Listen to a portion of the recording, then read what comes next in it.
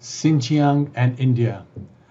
1,000 years ago, a Xinjiangese poet, in fact, a poet from Khotan, wrote, "In the time for the awakening of love, the flowers grow. I need this rose, lovely to smell and behold.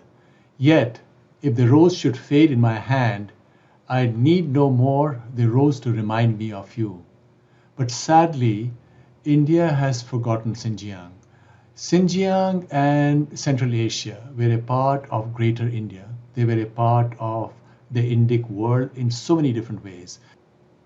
The languages of this region included Gandhari, which is a North Indian language, Middle Aryan, hybrid Sanskrit, and the various Shaka languages of Central Asia, which were also quite Sanskritic, although sometimes people formally call them Iranian languages. But as we do know, the oldest Iranian language, namely Avestan, is a late Sanskritic language, and therefore these things are not quite the same, not to be viewed exactly the same way as the labels suggest.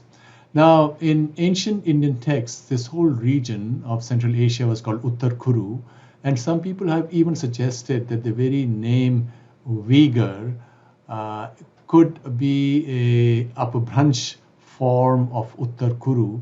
Now, the Greeks also knew this region as Uttarakuru, and Tibetan and other Central Asian texts say that Indians were settled there, and in fact, they associate this region with Ashoka's son, who came with a group of people and established Khotan, the kingdom of Khotan, which in Sanskrit is Gosthan. In fact, the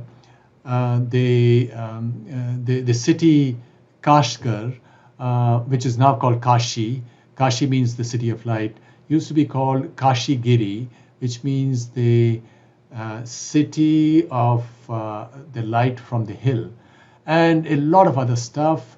What happened was that the kings were called the Visha dynasty, Visha from Vijita, and the last kings were they all had Sanskrit names, and in the culture there, in addition to Buddhist deities, they also worshipped Maheshwara, Uma, and other Indian divinities. And they continued for centuries and centuries until 1006, when northern Uyghurs came down and defeated the kingdom of Khotan and the rest of the kingdoms in the region.